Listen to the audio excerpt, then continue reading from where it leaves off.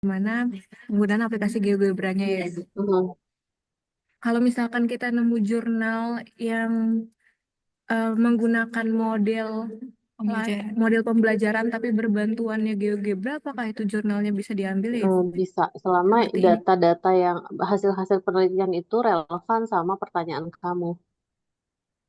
Oh, Iya, oke baik. kan itu bagian dari jawaban bagaimana ternyata bisa diimplementasikan dengan menggunakan metode pembelajaran inquiry misalkan. Itu salah satu jawaban yang kamu dapat dari penelitian orang. Bisa ya. Hmm, oke, baik. Terima kasih banyak, Ibu. Ya. Oke, selanjutnya kelompok 4 bisa di-share screen. Baik, izin share screen ya, Ibu.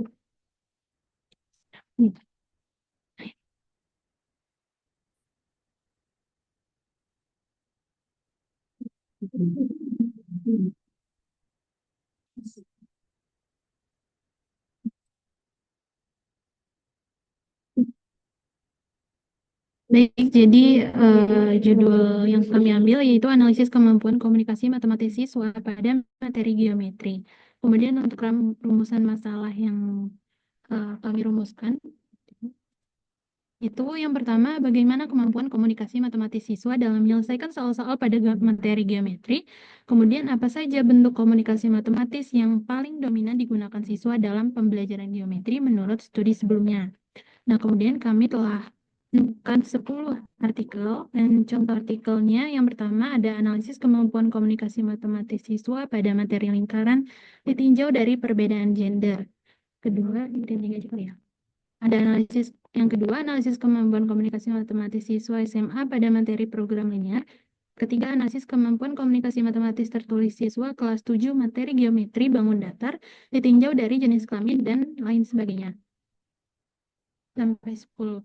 Dan kemudian eh, ini aja. Contohnya di salah satu studi sebelumnya yang kami temukan yaitu dari hasil tes uraiannya ternyata ditemukan kalau siswa perempuan itu memiliki komunikasi matematis yang lebih tinggi dibandingkan siswa laki-laki. Nah, ini berdasarkan 3 indikator yang dimasukkan oleh peneliti, yaitu ada menggambar, ekspresi matematis, dan menulis. Kemudian kami temukan juga di dalam artikel ini yaitu memperlihatkan nilai rata-rata siswanya per indikator. Nah, ternyata untuk siswa perempuan, indikator yang ekspresi matematis itu memiliki nilai rata-rata tertinggi, atau dia berarti dominan. Kalau yang siswa perempuan itu dominan di ekspresi matematis. Kalau yang laki-laki itu dominan di indikator yang menggambar dengan memiliki nilai rata-rata tertinggi dibandingkan indikator lainnya. Jadi, kedua. Yang kedua, kurang lebih juga sama. Jadi dari hasil tes uraian, dia berdasarkan 5 indikator komunikasi matematis yang digunakan, itu persentase capaian per indikator berkisar 70% hingga 90% dengan rata-rata 80%.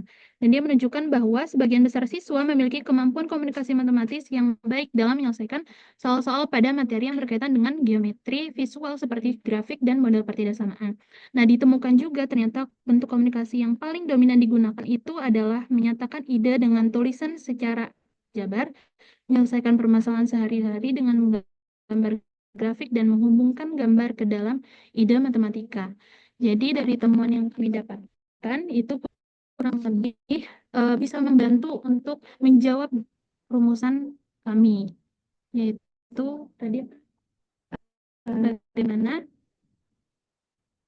yang pertama tadi.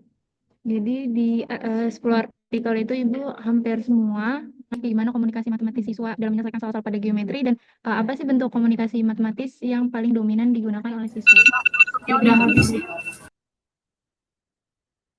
Ya, terima kasih. Kelompok 4, judulnya analisis kemampuan. eh, Nanti next time judul di atasnya, bawahnya rumusan masalah ya, biar nggak geser-geser. Analisis kemampuan komunikasi matematis siswa. Oke. Tadi ada salah satu bibliografi program linear ya, bukan geometri ya. Di bawahnya tadi kan kalau nggak salah, nah itu kira-kira itu relevan atau enggak ya? Coba kita lihat rumusan masalah. Rumusan masalah. Nah, ini program linear kan mungkin bisa nggak kamu pakai hasilnya untuk menjawab rumusan masalah? Karena kamu kan membatasi pada geometri. Nah, geometri juga nanti perlu didefinisikan ya, geometrinya, geometri datar, geometri bangun ruang, atau apa. Nah, nanti dalam paper kamu tolong kamu buat batasannya sendiri aja. Batasannya pakai apa ya? Pakai hasil research literatur kamu paling banyak ngebahas geometri yang mana. Jadi supaya lebih mudah gitu kan ya. Kalau paling banyak membahas geometri bangun datar ya udah kamu batasi pada geometri bangun datar. Ya, nanti kamu jelaskan definisinya apa geometri bangun datar. Nah, eh, nanti dalam menjawab masalah ini kan ada bagaimana, ada apa saja ya. Oh, apa saja yang paling dominan ya. Nah, bagaimana kemampuan komunikasi matematis siswa? Nah, ini nanti penting. Tadi kelompok 4 sudah menjelaskan indikator.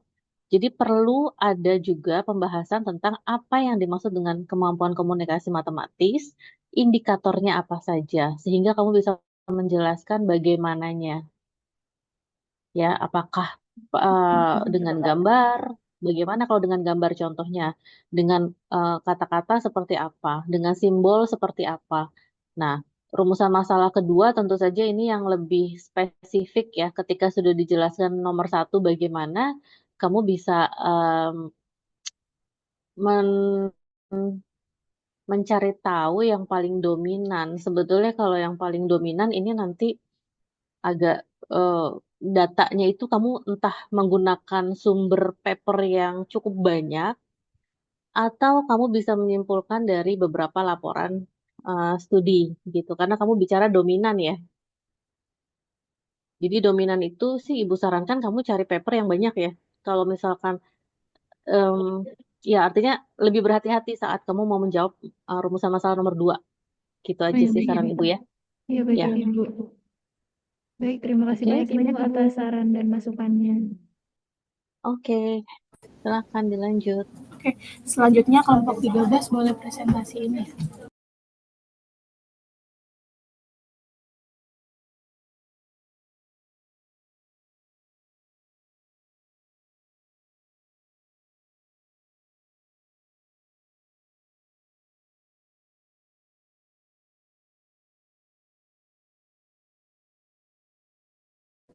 Pak Irsyad boleh share screen, Irsyad.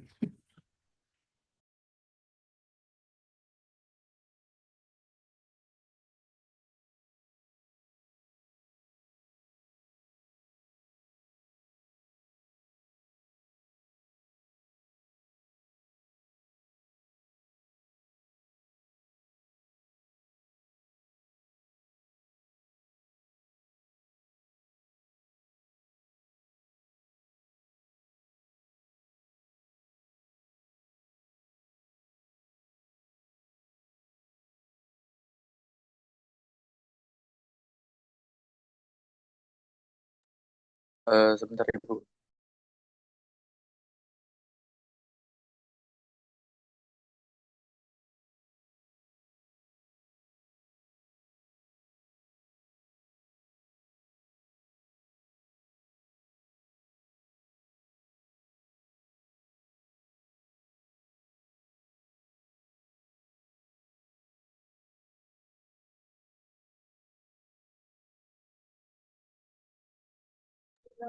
Assalamualaikum warahmatullahi wabarakatuh. Selamat pagi Ibu. Jadi untuk literatur review kita itu, kita pengen tahu pengaruh bahasa Inggris terhadap kemampuan matematika siswa Ibu, atau prestasi matematika siswa Ibu. Jadi ada beberapa artikel yang sudah kita review bersama-sama, serta ada 3 artikel tambahan dari saya yang berasal dari jurnal internasional. Oke, coba Irsyad dibahas dulu. Oke, eh, dari untuk jurnal pertama ini itu ada tentang pengaruh dari kemampuan dari prestasi belajar matematika dan bahasa Inggris terhadap kemampuan siswa kelas 11. Di sini eh, ditunjukkan bahwa hasilnya prestasi belajar berpengaruh positif pada kemampuan menyelesaikan soal trigonometri berbahasa Inggris. Berarti dari prestasi belajar dari prestasi dari matematikanya juga berpengaruh terhadap berbahasa Inggrisnya, kemudian pada prestasi belajar bahasa Inggris juga berpengaruh positif pada kemampuan menyelesaikan soal tersebut. Terus kemudian yang kedua ini itu ada dari matematika dari artikel matematika dan fisika melalui metode teka-teki. Di sini dijelaskan bahwa pada SMP dari Negeri 1 Jumpa itu terdapat keterlibatan dari kemampuan berbahasa Inggris dalam menyelesaikan soal dari matematika itu sendiri. Kemudian yang ketiga ini itu tentang membahas tentang dari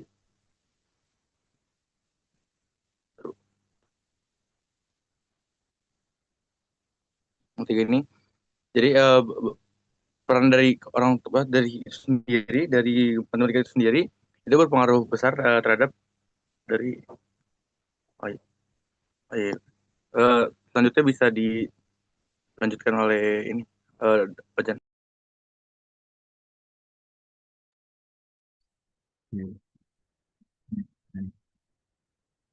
Ya, jadi di sini Bu, sebenarnya maksud saya itu dalam literatur review saya, gimana pengaruh kemampuan bahasa Inggris terhadap siswa gitu, achievement matematikanya.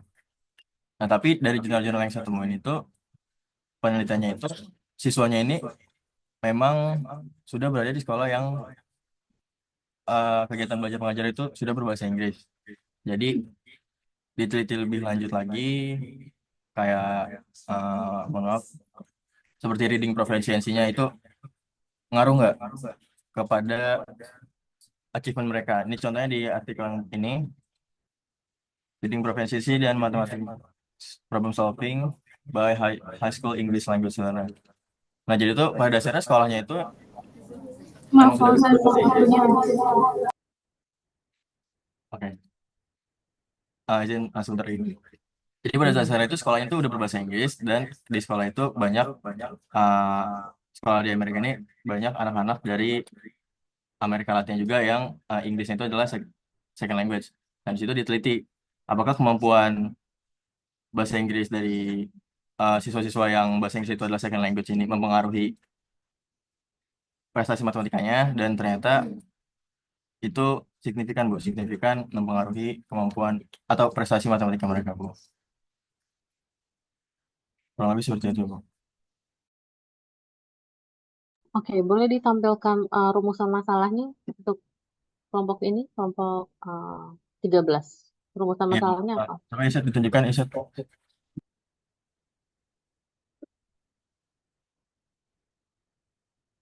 Apa pertanyaan yang mau kalian jawab pada paper kalian?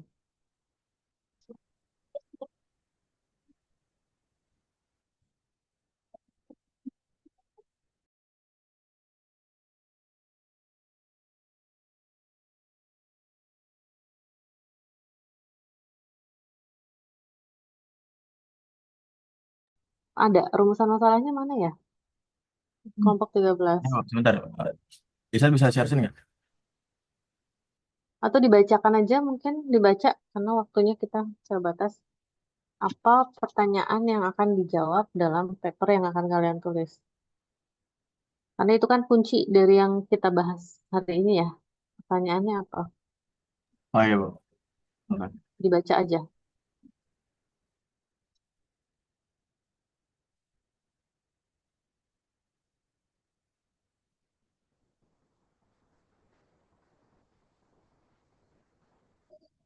Udah ada belum rumusan masalahnya?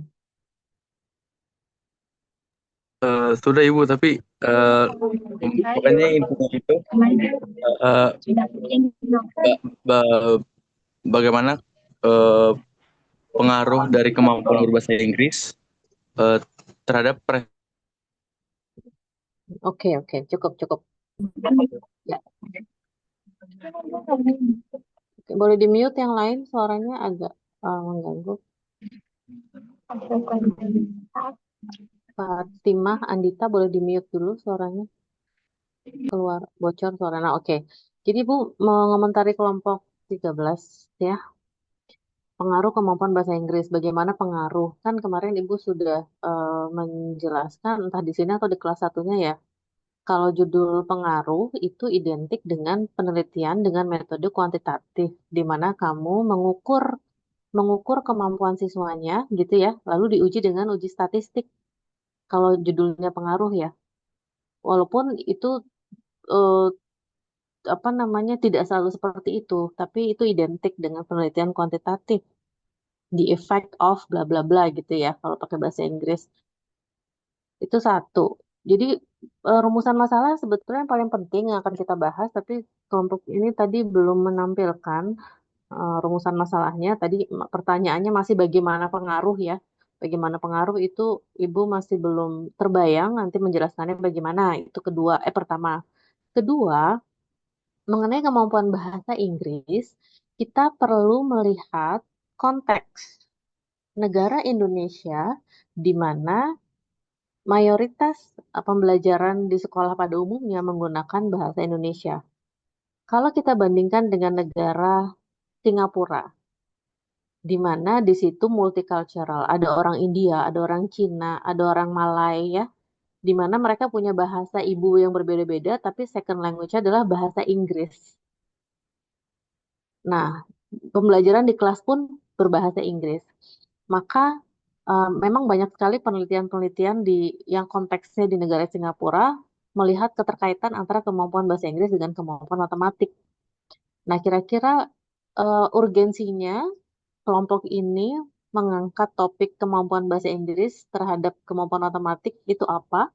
Lalu batasannya mau membahas hanya penelitian yang dilaksanakan di Indonesia, karena nanti nggak bisa dicampur-campur ya papernya ya. Kamu harus membatasi apa namanya konteksnya. Mau konteks di negara Indonesia kah, negara Amerika kah, negara Indonesia kah? Karena itu berbeda nanti ya, berbeda. Lalu tadi Fauzan sempat bilang reading proficiency.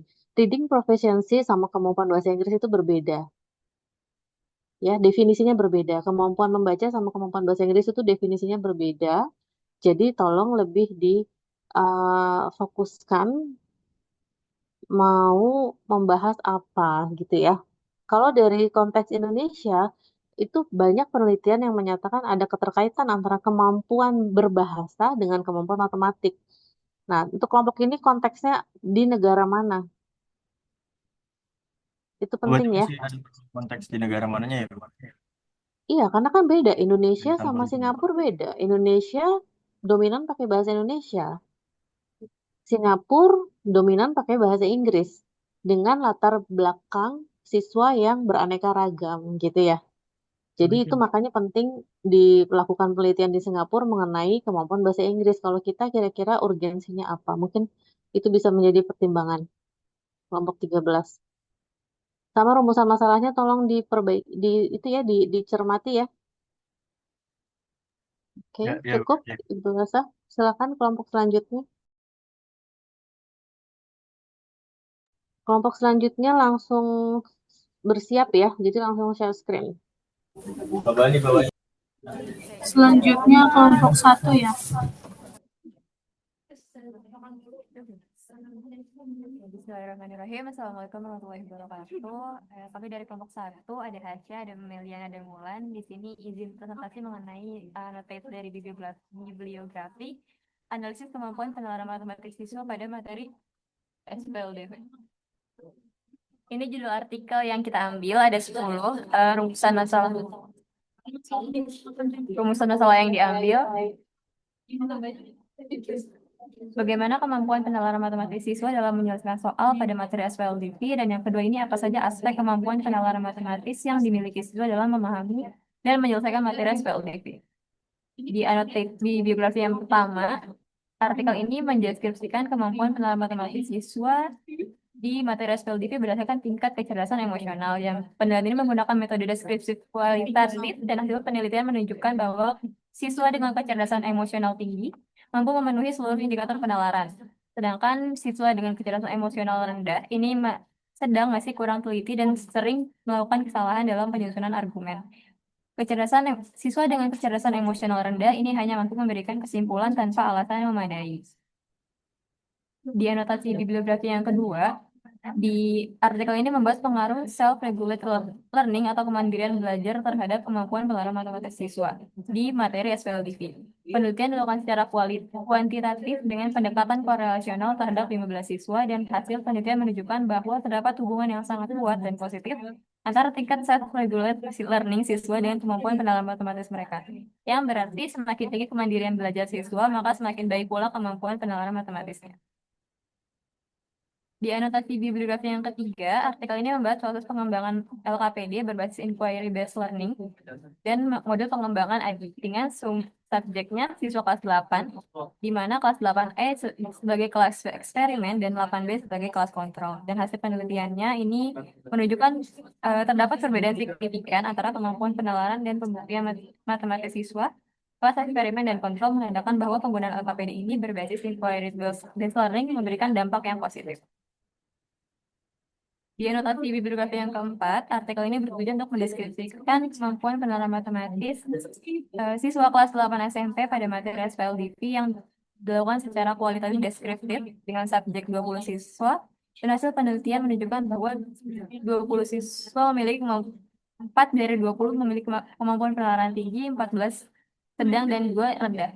Secara keseluruhan, kemampuan penalaran matematis siswa dalam menyelesaikan soal SPLDV ini berada pada kategori yang sedang. Di anotasi bibliografi yang kelima, artikel ini mengidentifikasi dan menganalisis kemampuan penalaran matematis siswa pada materi SPLDV, dan penelitian ini menggunakan metode deskriptif kualitatif, subjek 20 siswa, dan hasil penelitian menunjukkan bahwa 25% pada kategori kemampuan tinggi, 35 sedang, 40% rendah, dengan indikator paling sering terjadi adalah kemampuan menarik kesimpulan bukti relevan dan memberikan alasan yang tepat terhadap kebenaran solusi. Ya, dari kelompok kami. Terima kasih kelompok 1. Pertanyaannya boleh tunjukkan. Kalian sudah tahu belum indikator kemampuan penalaran itu apa saja? Kelompok 1.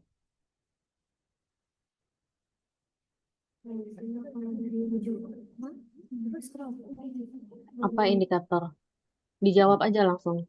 Nggak usah digeser, tolong ke pertanyaan kita, ke pertanyaan fokus.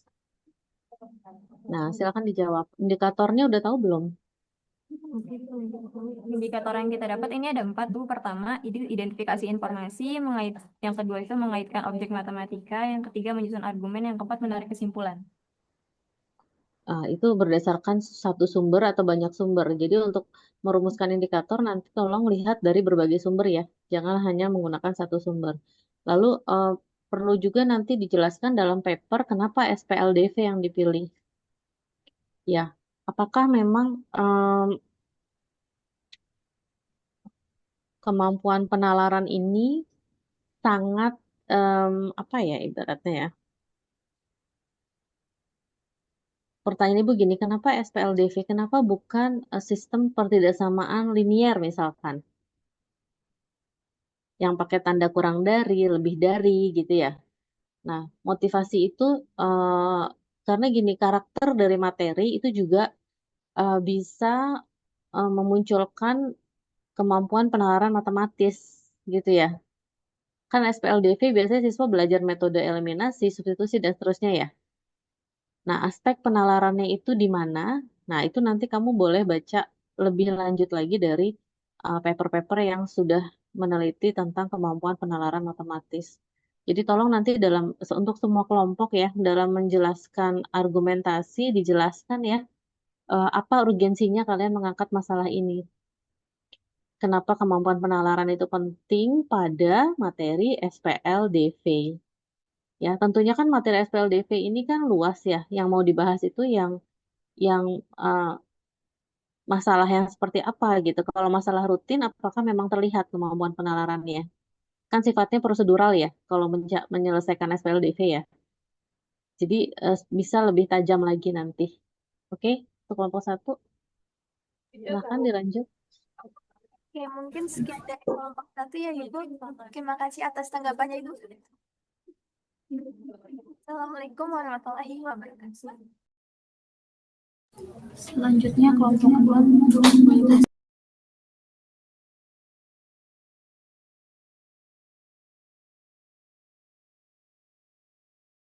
Iya, kita izin share screen, Ibu.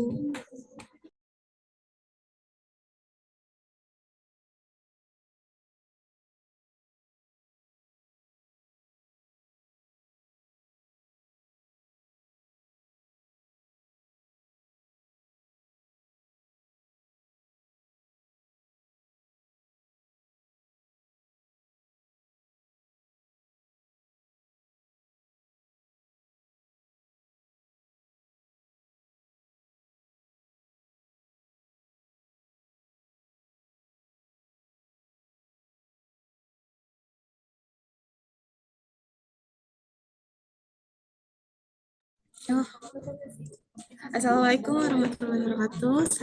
Saya Siti Fadila Dayani, perwakilan kelompok 6 di sini beranggotakan Debbie Hermianti, Meita Puspitasari, dan Siti Fadila Dayani. Judul yang kami ambil itu analisis efektivitas model pembelajaran problem based learning terhadap pemahaman konsep peserta didik dalam materi SPLDV. Rumusan masalahnya di sini, apakah model pembelajaran problem based learning efektif dalam meningkatkan pemahaman konsep peserta didik pada materi SPLDV? Yang kedua, seberapa besar efektivitas model problem based learning dalam meningkatkan pemahaman konsep SPLDV pada peserta didik? Untuk anotasi bibliografi satunya,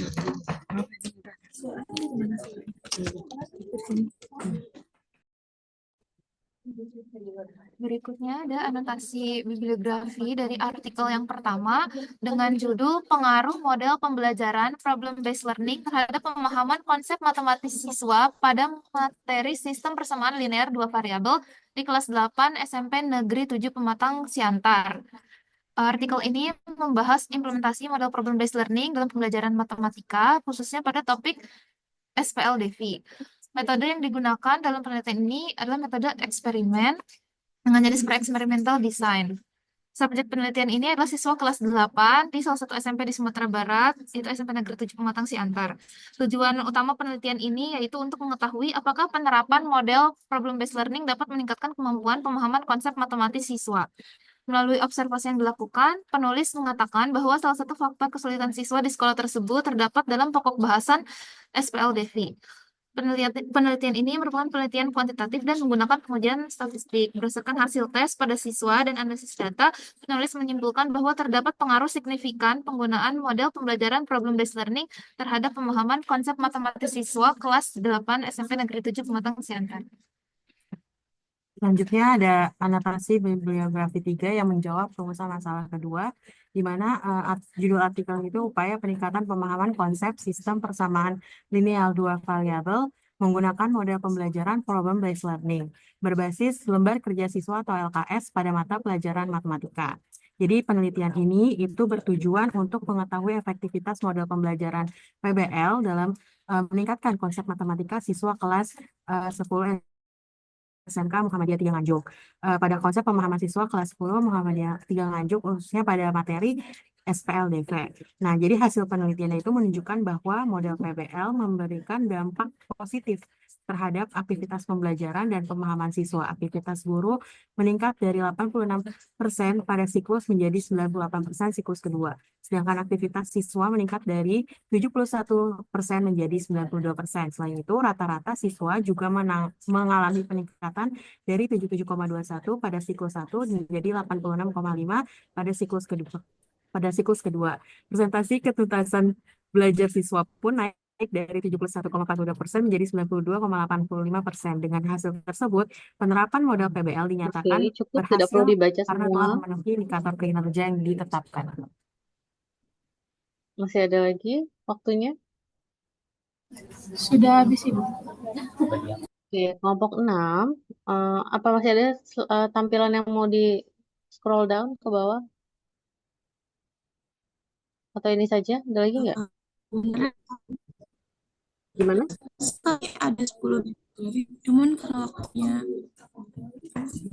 sudah Oke, habis, jadi kami memaparkan dua artikel ini. iya. Jadi untuk kelompok yang selanjutnya yang belum presentasi, jangan dibaca. Waktunya habis, poin-poinnya saja. Kalau caranya seperti ini, ya nggak akan cukup kamu 5 menit. Nah, coba ya kita perhatikan sama-sama rumusan masalahnya semuanya. Perhatikan rumusan masalah, coba di scroll ke atas. Kalau dari presentasi kelompok 6, Ibu itu tadi mengatakan bahwa kalian menjawab rumusan masalah nomor 1 pakai artikel 1. Menjawab rumusan masalah nomor 2 pakai artikel 2 ya, gitu ya, salah satunya ya. Jadi mudah-mudahan ini miskonsepsi ini nanti bisa diperbaiki ya, bahwa kalau kamu punya rumusan masalah dalam sebuah literatur review paper, itu dijawab dengan menggunakan banyak paper, bukan hanya 1 atau 2 paper.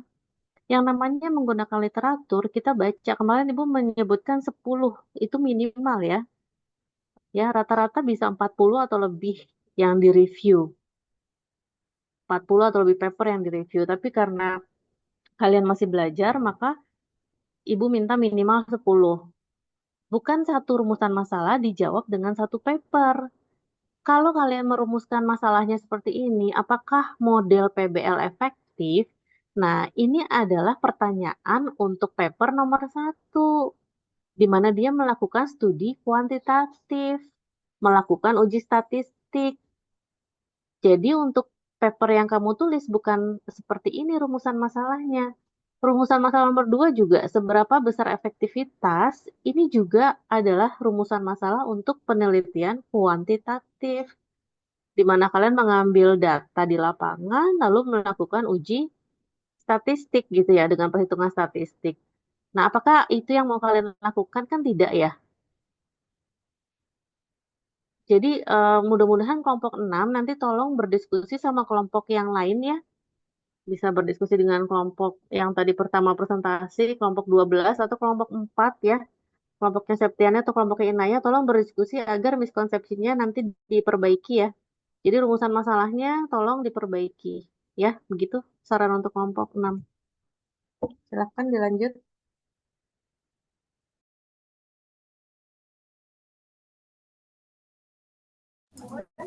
Selanjutnya kelompok 10.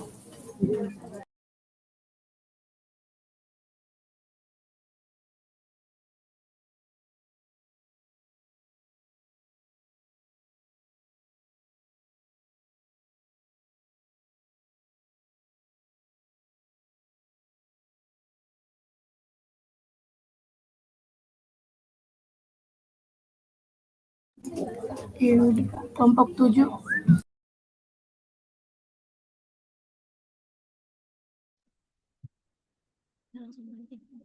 Bismillahirrahmanirrahim. Assalamualaikum warahmatullahi wabarakatuh. Selamat pagi Bu Pipit dan teman-teman. Kami dari kelompok 7 akan mempresentasikan informasi singkat mengenai artikel yang akan kami susun. Anggota kelompoknya di Maaf, sini ada saya, suaranya Ibu Deliana tidak Tasya dengar. Fatimah. Suaranya Ibu tidak dengar, pelan sekali. Bentar Ibu.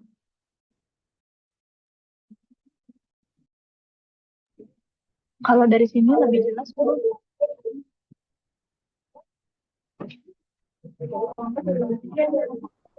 Oke. Di sini kami akan memberikan informasi singkat mengenai artikel yang akan kami susun. Nah, judulnya itu adalah studi literatur mengenai penerapan model pembelajaran kooperatif tipe Jigsaw pada materi SLDC dalam meningkatkan pemahaman konsep matematik. Nah, rumusan masalahnya itu yang pertama, bagaimana penerapan model pembelajaran kooperatif tipe Jigsaw ini dalam meningkatkan pemahaman konsep materi SLDC. Yang kedua, apa saja kelebihan dan kekurangan model pembelajaran kooperatif tipe Jigsaw dalam meningkatkan pemahaman konsep matematik pada materi SLDC.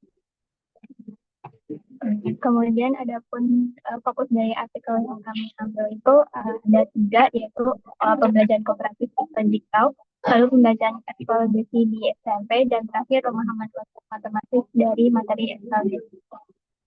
Di sini kami punya 12 artikel yang akan kami gunakan sebagai dasar kami menyusun artikel kami. Untuk fokusnya tadi sudah disebutkan, ini sampai 12. Lalu kenapa kami mengambil pemahaman konsep matematis untuk SPLDV? Karena kalau dari pandangan kami, SPLDV itu kan metodenya banyak dan kebanyakan soalnya itu adalah bentuk soal cerita. Jadi siswa itu banyak diminta untuk memodelkan secara matematika dan diminta untuk mencari interpretasinya. Oleh karena itu kami mengambil peningkatan pemahaman konsep matematis untuk materi SPLDV di SMP. Kurang lebih seperti itu dari kami, Bu. Oke, terima kasih kelompok 7. Pertanyaannya, kenapa jigsaw yang dipilih? Tadi kan dijelaskan Eh, SPLDV karena sulit. Lalu kenapa jigsaw? Kenapa bisa? Karena ketika kami mencari tentang model kooperatif ini, Bu, dia kan dibagi menjadi dua kelompok ya, Ibu. Ada kelompok asal dan kelompok ahli. Kelompok ahli itu yang nantinya isinya adalah orang-orang yang belajar metode-metodenya. Jadi kalau dari pandangan kami seperti ini, Bu. Mereka ketika mengikuti kelompok ahli, nanti setiap kelompok itu ada yang membahas tiap metode. Misalkan kelompok ahli 1 itu metode substitusi, terus kelompok ahli 2 itu metode eliminasi, kelompok 3 itu metode grafik, kelompok 4 itu nanti akan membahas tentang metode campuran. Nah, nanti ketika kelompok ahli itu sudah selesai mempelajari, mereka kan masing-masing anggota akan kembali ke kelompok asal. Jadi setiap kelompok asalnya itu sudah mendapatkan informasi mengenai semua metode dalam SLDV. Seperti itu. Oke, cukup kelompok 7. Tadi argumennya seperti itu ya. Tapi tadi di awal kelompok 7 memberikan argumen kalau SPLDV sulit karena siswa harus banyak mengerjakan soal cerita, di mana dia harus memodelkan. Nah, perlu diperhatikan bahwa memodelkan soal cerita ke bentuk ekspresi matematik itu kesulitannya berbeda dengan menyelesaikan SPLDV. Nah, kalian melihat itu sama atau berbeda? Beda kan ya? Jadi menggunakan metode saja itu nggak cukup untuk menyelesaikan masalah kontekstual SPLDV. Nah, jadi ketika kalian lebih kritis lagi, lebih tajam lagi, nanti secara umum rumusan masalahnya oke, ya. Tapi nanti kan perlu ada argumen di pendahuluan paper kamu ya. Kenapa pilihnya jigsaw? Nah, tapi tadi ada cocokan karena di awal kamu bilang kesulitan SPLDV adalah pada masalah kontekstual di mana siswa tidak mampu menuliskan ekspresi matematis dari masalah konteks. Nah, sementara kamu jelasin jigsaw itu nanti setiap kelompok ahli belajar metode yang berbeda-beda. Nah, ada ketidakcocokan kan jadinya ya? Nah, artinya saran ibu ini membuat kamu bisa lebih tajam nanti dalam melihat masalah, dalam merumuskan masalah, gitu ya, untuk kelompok 7. Oke? Ya, silakan dilanjut. Terima kasih.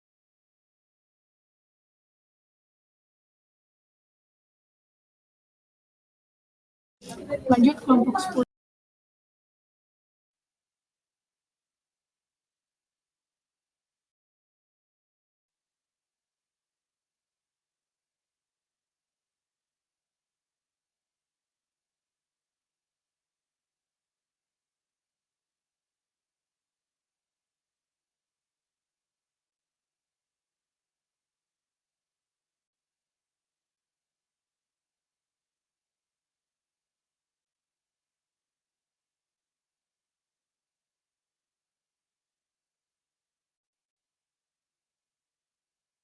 Suaranya tidak ada ya?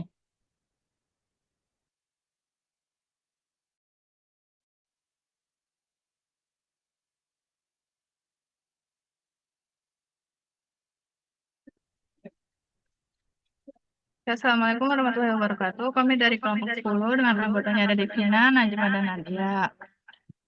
Nah, untuk judul penelitiannya itu literatur review pengaruh model discovery learning terhadap pemahaman konsep matematis siswa SMP. Nah, untuk anotasi bibliografinya ini yang sudah kami lakukan.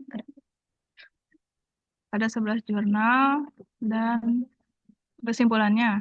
Nah, rumusan masalah dari penelitian kami itu yang pertama, apakah terdapat pengaruh terhadap pembelajaran discovery learning terhadap kemampuan pemahaman konsep matematis siswa SMP menurut hasil penelitian terdahulu?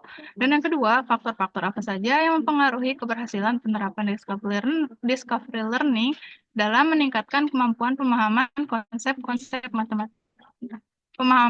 matematis siswa SMP? Kemudian untuk hasil temuan adanya peningkatan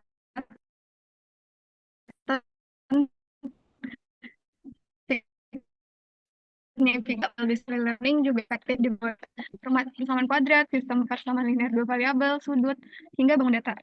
Nah, yang ketiga itu jenis penelitiannya didominasi kuasi eksperimen dengan pengukuran melalui pretest dan post-test. Yang keempat, faktor-faktor yang mempengaruhi keberhasilannya itu diantaranya ada kualitas guru, kondisi kelas tertentu, fasilitas yang memadai, karakter siswa, serta materi yang diajarkan. Sedangkan indikator dari kemampuan pemahaman konsep matematis siswanya itu menyatakan ulang, mengklasifikasi, memberi contoh dan contoh pengaplikasiannya, menyajikan dan mengkaitkan konsep yang telah dipelajari. Oke, selanjutnya ada perbedaan atau gap penelitian terdahulu, yaitu pertama ada keterbatasan sampel dan cakupan materi muncul hampir di semua jurnal. Terus yang kedua, faktor kemampuan awal siswa baru dipertimbangkan secara mendalam di satu jurnal. Yang ketiga, ada penggunaan teknologi seperti GeoGebra itu hanya muncul di satu penelitian. Dan yang keempat, itu penelitian online hanya dibahas oleh satu jurnal dan masih jarang dikaji lebih lanjut. Kurang lebih itu aja ya, Bu. Baik, terima kasih kelompok 10. 10 ya ini ya, presentasinya sangat padat dan singkat. Pengaruh discovery learning ya terhadap konsep matematik ya. Tadi mungkin saran Ibu sama, kalau kamu ambil judul depannya pengaruh, maka itu identik dengan penelitian kuantitatif. Jadi nanti mungkin bahasanya bisa kalimat dalam judul bisa dirubah ya, sesuai dengan apa yang mau dibahas dalam rumusan masalah. Nah, rumusan masalah ada dua di sini. Yang pertama, apakah terdapat pengaruh berdasarkan penelitian terdahulu. Nah, rumusan masalah model ini juga cenderung model rumusan masalah pada penelitian kuantitatif. Walaupun di akhir kamu menuliskan menurut hasil penelitian terdahulu. Nah, yang menjadi pertanyaan, berapa banyak penelitian terdahulu yang kamu review? Kalau hanya 10 paper, maka itu tidak cukup. Ya, jadi kamu bisa melakukan review secara kuantitatif, ya, melihat berapa banyak pengaruhnya, tapi dengan jumlah paper yang cukup banyak. Nah, untuk tahapan ini Ibu rasa rumusan masalah nomor 1 bisa kamu skip, kita bisa fokus pada rumusan masalah nomor 2. Jadi faktor apa saja yang mempengaruhi keberhasilan penerapan discovery learning dalam meningkatkan kemampuan pemahaman konsep matematika siswa. Nanti di sini kamu bisa bahas tadi ya, dalam hasil temuan, model ini efektif di berbagai topik. Nah, nanti kamu bisa jelaskan faktor apa yang mempengaruhi keberhasilannya. Nah, tapi dijelaskan juga discovery learning itu seperti apa, yang dimaksud dengan pemahaman konsep seperti apa. Ya, mungkin itu masukan dari Ibu untuk kelompok 10. Ada pertanyaan? Ibu, kita mau tanya juga. Jadi kalau judulnya depannya si pengaruhnya diganti analisis, berarti ya, Bu? Ya, nanti silakan disesuaikan ya. Disesuaikan dengan rumusan masalah. Dan bahasan kalian apa di paper tersebut. Oke? Baik, Ibu. Terima kasih, Bu. Ya, silakan kelompok selanjutnya. Kelompok 8 boleh dipresentasiin.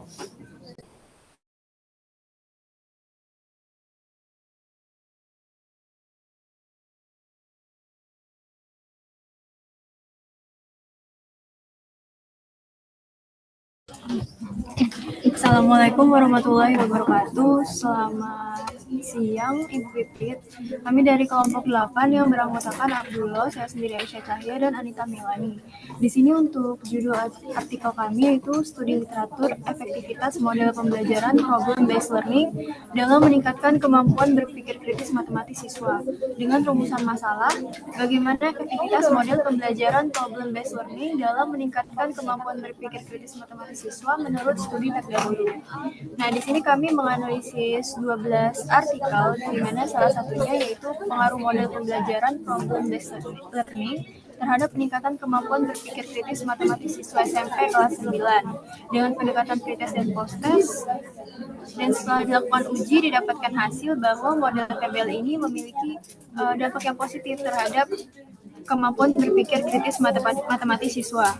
Pun juga dengan 11 artikel lainnya yang kami analisis, di mana hasilnya itu menunjukkan bahwa penerapan model TBL ini selalu memberikan dampak yang positif terhadap peningkatan kemampuan berpikir kritis matematis siswa.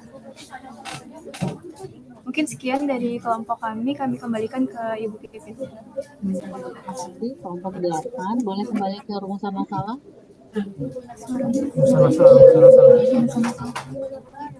Efektivitas ya. Bagaimana efektivitas? Nah, ini tadi mirip dengan kelompok berapa tadi ya? Kelompok sebelumnya ya, apakah terdapat pengaruh tadi ya? Jadi, ketika kita mau melaporkan dari penelitian terdahulu, melaporkan efektivitasnya atau pengaruhnya, maka kita perlu membaca literatur yang cukup banyak. Jadi dengan hanya 10 literatur saja itu tidak, 10 artikel aja itu tidak cukup ya untuk menyimpulkan bahwa model ini efektif. Tapi mungkin apa ya? Mungkin nanti rumusan masalahnya bisa diganti kali ya, supaya kita tidak berfokus pada efektivitasnya atau pengaruhnya gitu.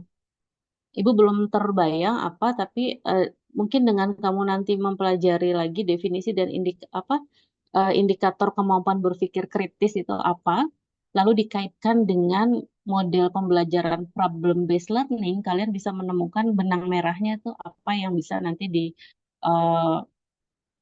dieksplor gitu, diinvestigasi dalam studi literatur ini. Seperti itu. Kelompok 8 ada pertanyaan nggak? Sudah cukup, Ibu. Oke, baik. Silakan dilanjut.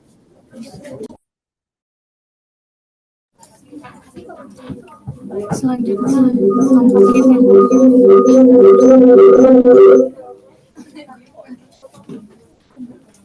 share belum?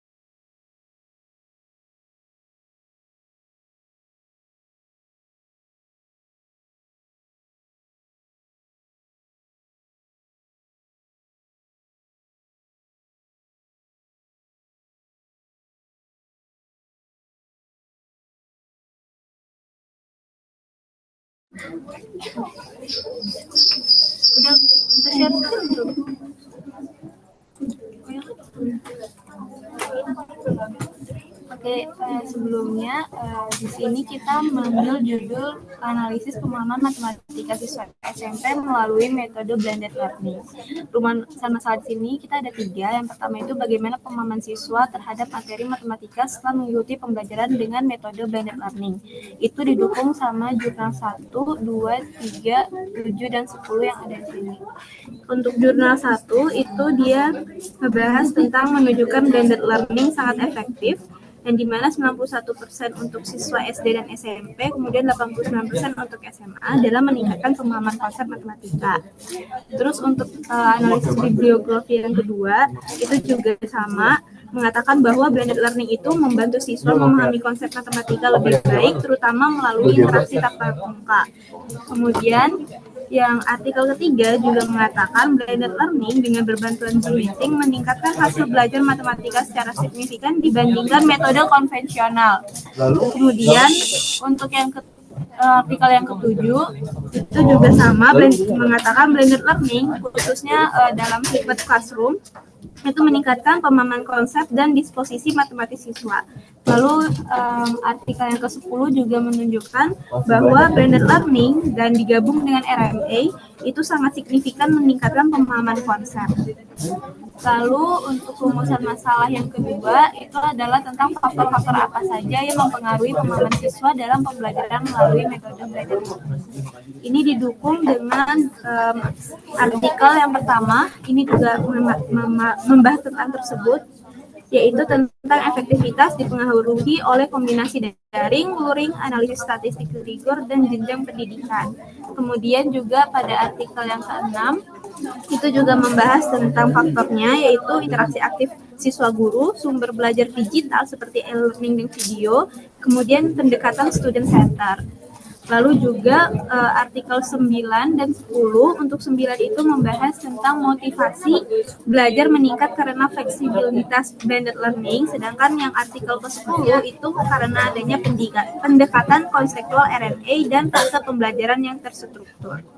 Kemudian untuk rumusan masalah yang ketiga tentang apa saja kendala yang dihadapi siswa dalam memahami matematika melalui metode blended learning itu tertuang di jurnal 4, 5, 6, dan 8. Untuk jurnal 4 itu dia mengatakan bahwa kendala utamanya itu biasanya adalah sinyal internet yang buruk, motivasi rendah, dan keterbatasan waktu Ini nggak tatap ada muka. remindernya ya. Artikel yang kelima itu juga mengatakan siswa itu kesulitan jika media atau video animasi itu tidak dirancang dengan baik dan kurang interaktif.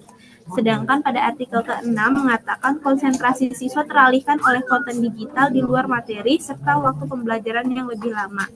Sedangkan artikel yang ke-8 itu mengatakan bahwa penelitian Biblio menunjukkan bahwa tantangan dalam adaptasi teknologi selama pandemi karena blended learning ini di artikel yang ke-8 ini juga membahas bahwa orang-orang baru banyak melakukan penelitian mengenai blended learning itu waktu sudah adanya COVID-19 karena baru saat itu banyak mengenal bahwa ada pembelajaran yang menggabungkan antara tatap muka dan online. Seperti itu mungkin saja dari kelompok kami. Oke, terima kasih. Ini kelompok berapa? 2 ya. Oh, ditutup. Rumusan masalahnya mana? Tampilkan dulu dong.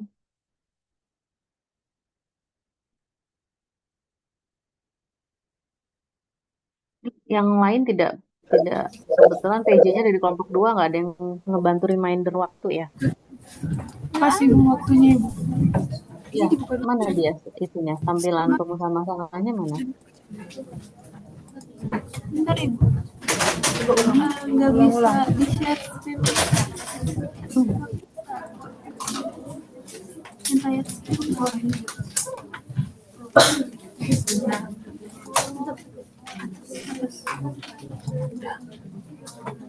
Oke, ini kan pemahaman siswa ya terhadap materi matematika. Yang kedua, faktor apa saja yang mempengaruhi ya? Benar Ibu. Kedengeran nggak suara Ibu? Terdengar Ibu. Oke, boleh di mute dulu nggak kalian? Karena Ibu agak berisik di sini dengar suara dari sana. Oke. Nah, jadi ini rumusan masalahnya cukup banyak, ada 3 ya. Mungkin nanti di papernya perlu dibahas ya blended learning itu apa sih? Ya, metode blended learning itu apa? Kemudian faktor apa saja yang mempengaruhi pemahaman siswa dalam pembelajaran melalui metode blended learning? Apa ya, rumusan masalahnya gimana ya? Faktor yang mempengaruhi pemahaman siswa. Ketika kalian merumuskan 3 soal ini, 3 pertanyaan ini, apakah kalian terbayang nanti bagaimana menjawabnya gitu ya? Kalau nomor 3 sih, apa saja kendala, Ibu terbayang ya, memang itu perlu kita cari tahu ya pada saat kita mau menerapkan sesuatu metode atau model pembelajaran. Tentunya ini akan sangat bermanfaat kalau kamu bisa menjawab rumusan masalah nomor 3. Apa saja kendala yang dihadapi siswa dalam dalam apa nih memahami matematika itu kan luas ya. Jadi nanti lebih spesifik lagi. Kemudian mungkin juga mungkin saran Ibu lebih ke keunggulan sama kelemahan aja kali ya, supaya kalian bisa lebih fokus ya keunggulan dan kelemahan metode blended learning dalam pembelajaran matematika mungkin gitu ya. Karena kan blended learning dipakai untuk pembelajaran matematik. Untuk menganalisis pemahaman itu nanti stepnya lebih lanjut lagi gitu loh. Ya, pemahaman itu kan terkait sama siswa ya, jadi itu lebih dalam lagi nanti. Jadi mungkin itu kali ya, masukan Ibu untuk kelompok 2. Oke, silakan dilanjut. Terima kasih.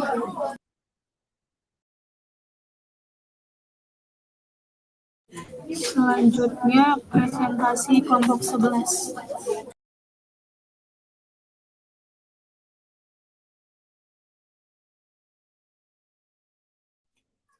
Assalamualaikum warahmatullahi wabarakatuh. Kami dari kelompok 11. Jadi dari kelompok 11 ini kami mengambil judul pemanfaatan game digital dalam pembelajaran matematika untuk meningkatkan pemahaman konsep matematis siswa SMP. Di mana rumusan masalahnya ada 3, yaitu yang pertama, apakah game digital dalam pembelajaran matematika dapat meningkatkan pemahaman konsep matematis siswa SMP. Yang kedua, apa saja game digital yang dapat digunakan untuk mendukung pemahaman konsep matematis siswa SMP. Dan yang ketiga, apa saja faktor-faktor yang mempengaruhi keberhasilan penggunaan game digital dalam meningkatkan pemahaman konsep di pembelajaran matematika. Nah, untuk artikel yang kami ambil ini ada 11. Kemudian saya ambil yang pertama di sini, ya, di artikel pertama bisa dilihat bahwa hasil penelitian itu menunjukkan bahwa media pembelajaran berbasis game ini efektif dalam penggunaannya dengan mempertimbangkan 5 prinsip, yaitu motivasi intrinsik, belajar melalui kesenangan intens, keaslian, kemandirian dan otonomi, serta pembelajaran berdasarkan pengalaman. Dan didapatkan juga bahwa bisa menjadi rujukan atau alternatif media pembelajaran matematika. Kemudian di artikel keempat, Kita mengembangkan pembelajaran berupa game visual novel yang berbasis etnomatematika guna meningkatkan pemahaman konsep matematika siswa. Dan menggunakan metode itu RNI dengan modelnya ADI, didapatkan kalau pemahaman konsepnya itu menunjukkan rata-rata penguasaan indikator pemahaman konsep itu didapatkan 83,7%, yang mana indikatornya sangat baik. Ini Oke, mungkin Ibu bisa kasih komentar aja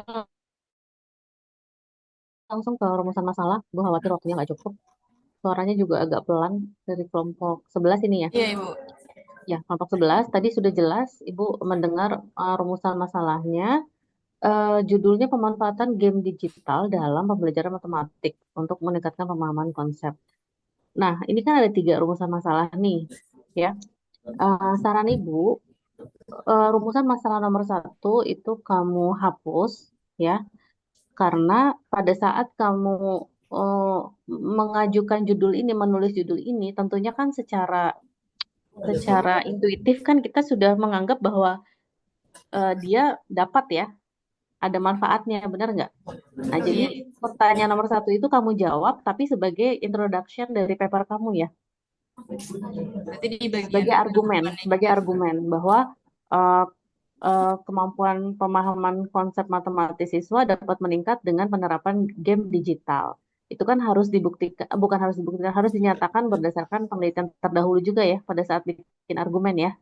Nah, nanti kamu bisa fokus ke pertanyaan 2 dan 3. Apa saja game digitalnya dari paper yang sudah publish, lalu faktor yang mempengaruhi keberhasilannya. Nah, ini bagus pertanyaannya ya. Jadi nanti sudah terbayang kira-kira jawabannya seperti apa dari paper-paper yang dipublikasi. Nanti tolong didefinisikan juga game digital itu definisinya apa, yang termasuknya itu apa saja gitu ya. Baik, Ibu.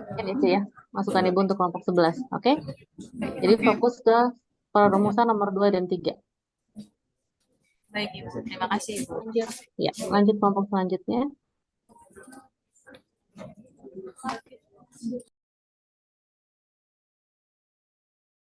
Selanjutnya kelompok 3.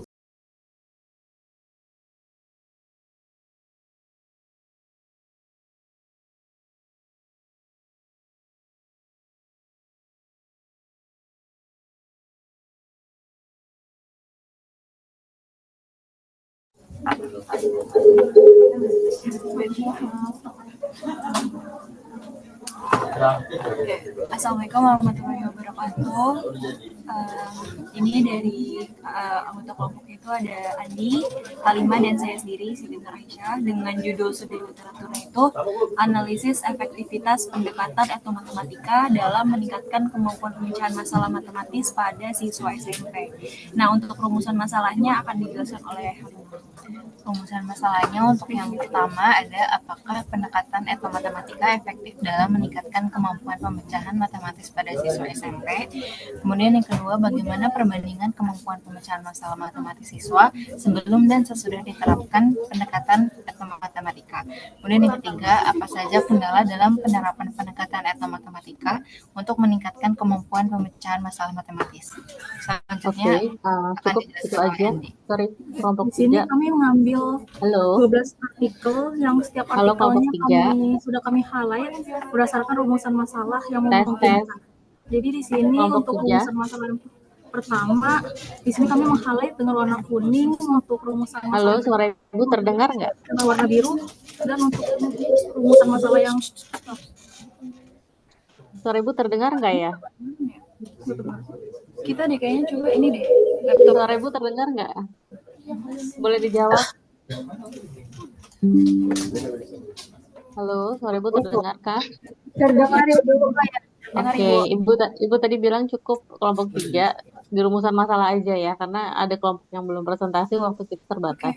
Boleh geser ke atas? Jadi Ibu langsung komentarin aja ya. Iya, Ibu. Nah, di sini rumusan masalah ada 3. Nah, apakah pendekatan etnomatematika efektif? Nah, ini juga Ibu rasa belum terbayang ya bagaimana menjawabnya. Jadi sama seperti kelompok sebelumnya, kamu bisa gunakan rumusan masalah ini sebagai argumen bahwa pendekatan ilmu matematis itu efektif dalam meningkatkan kemampuan pemecahan masalah. Makanya kamu mau mengangkat topik ini ya. Oke. Nah, kemudian untuk pertanyaan nomor 2 itu tidak bisa dijawab kan sebelum dan sesudah. Kamu nggak melakukan eksperimen. Ya, kamu nggak bisa menjawab pertanyaan nomor 2 dengan studi literatur ya. Nah, mungkin nomor 3 yang bisa kamu jawab. Apa saja kendala dalam penerapan pendekatan atau matematik untuk meningkatkan kemampuan pemecahan masalah? Ini yang bisa kamu jawab dalam literatur review paper kamu. Tapi harus dijelaskan nanti pendekatan atau matematik itu apa dan bagaimana, lalu kemampuan pemecahan masalah indikatornya apa. Itu ya cara untuk kelompok 3 ya. Terima kasih. Lanjut ke kelompok selanjutnya, langsung ke pertanyaannya aja.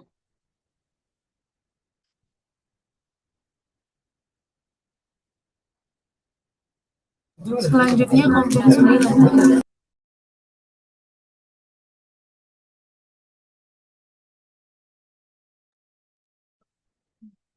Izin saya screen ya, Ibu.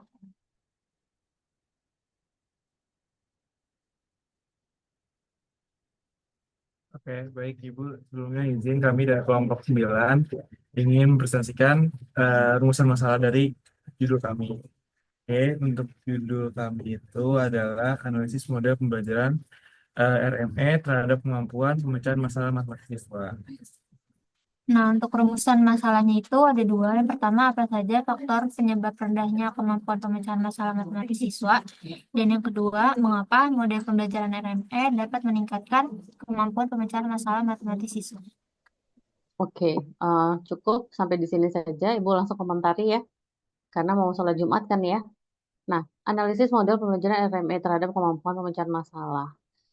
Rumusan masalahnya yang pertama, apa saja faktor penyebab rendahnya. Nah, ini bagus. Jadi kamu bisa mengidentifikasi dulu apa sih yang menjadi faktor-faktor penyebabnya. Lalu mengapa? Nah, nomor 2 ini bisa mengapa, bisa bagaimana ya? Kata tanyanya ya. Mungkin ya, bisa mengapa, bisa bagaimana. Nanti silahkan aja kalian pilih kata tanya yang mana. Tapi di sini kan kita sudah terbayang nanti akan dibahas aspek-aspek pada model RME yang mana sih yang bisa meningkatkan kemampuan pemecahan masalah. Nah, jadi sebelum kamu membahas itu kan tentunya kamu perlu jelasin dulu indikator kemampuan pemecahan masalah itu apa. Ya, ketika siswa dikatakan rendah itu bagaimana, penyebab rendahnya apa, kemudian bagaimana RME bisa menyelesaikan masalah rendahnya kemampuan pemecahan masalah siswa itu nanti kamu jelaskan berdasarkan paper-paper yang sudah publish, penelitian orang terdahulu gitu ya. Oke, ada pertanyaan kelompok 9? Kami cukup, Ibu. Oke, silakan kelompok selanjutnya, terakhir ya. Terima kasih. Terima kasih. Ya, selanjutnya kelompok berapa nih? Kelompok 5, Ibu. Ya, silakan.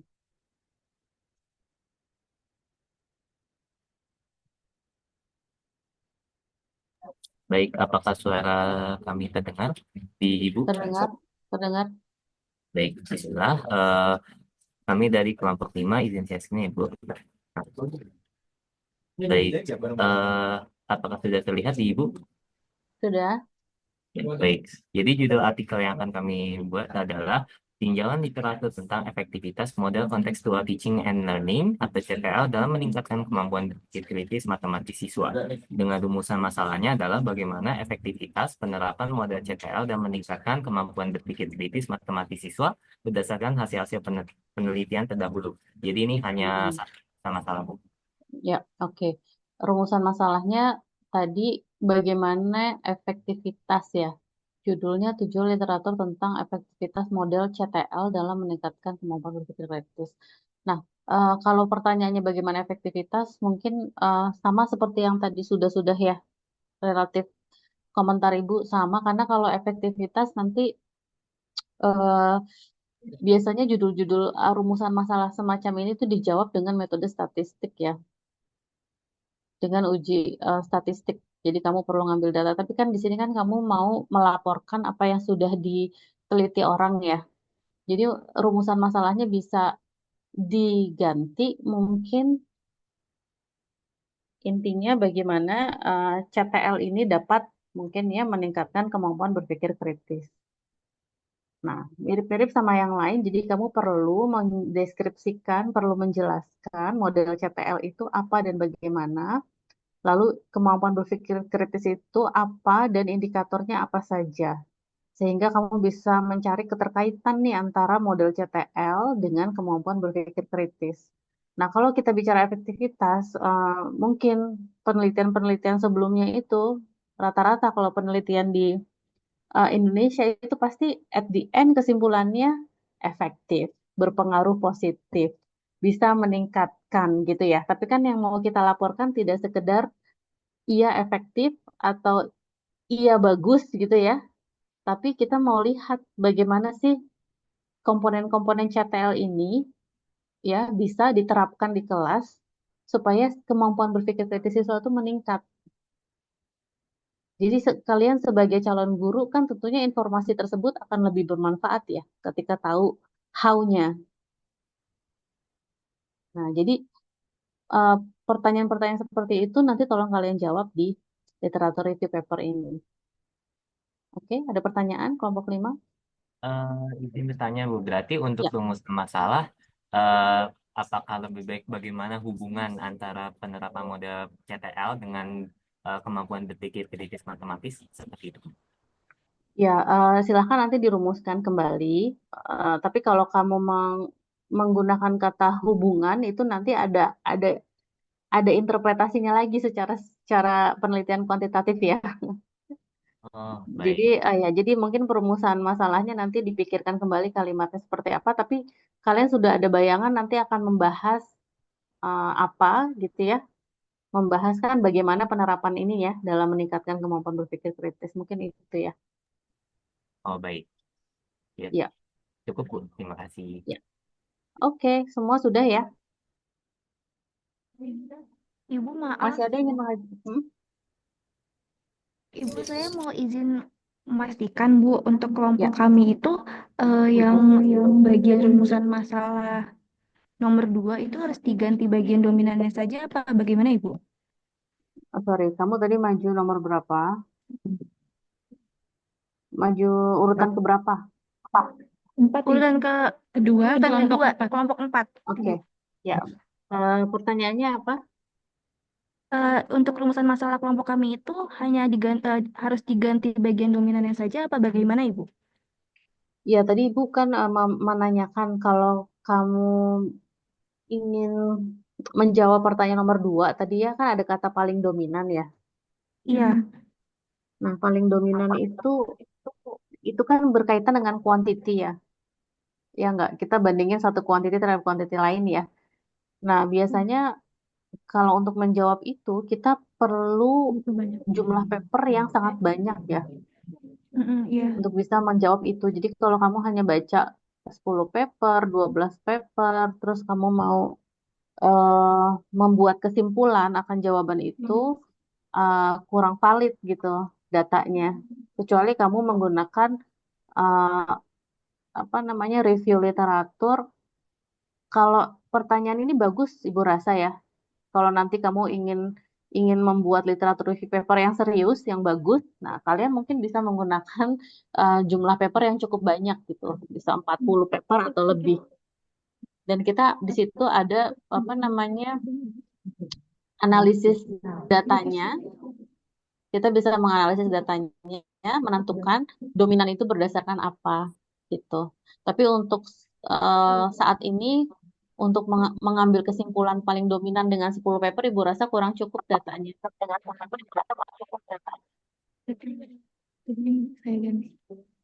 Oh, berarti hanya untuk yang nomor rumusan masalah yang kedua yang dominan itu saja, Bu, yang harus kami ganti ya? Iya, disesuaikan aja dengan rumusan masalah nomor 1, kira-kira lebih tepat nomor 2 apa. Atau mau fokus ke 1 aja juga nggak apa-apa. Menggunakan 1 rumusan masalah aja juga nggak apa-apa ya. Terima kasih banyak ya, Ibu. Terima kasih banyak, Ya, Ibu. oke. Ada lagi?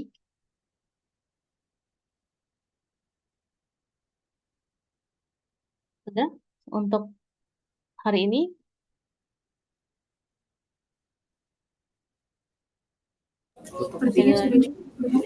Oke. Ya, untuk pertemuan mendatang, Ibu masih kan hari ini sudah rumusan masalah ya.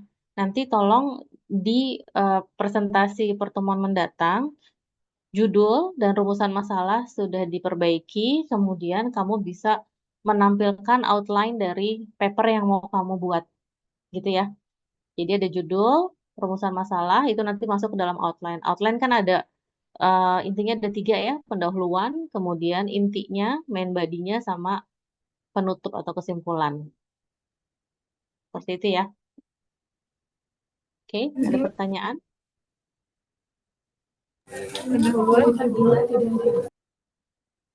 Oke, kita ketemu berarti hari Senin ya? Iya, Ibu, Senin jam 10. Oke, terima kasih untuk hari ini. Maaf Ibu tidak bisa hadir luring karena tidak menyimak WA yang diberikan oleh Gracia. Nanti hari Senin modenya apa? Kayaknya Ibu ada rapat, jadi mungkin bisa sambil daring mungkin ya di sela-sela rapat ya. Iya, Ibu, untuk minggu depan kita secara daring. Oke, terima kasih. Kalau gitu kita cukupkan untuk hari ini.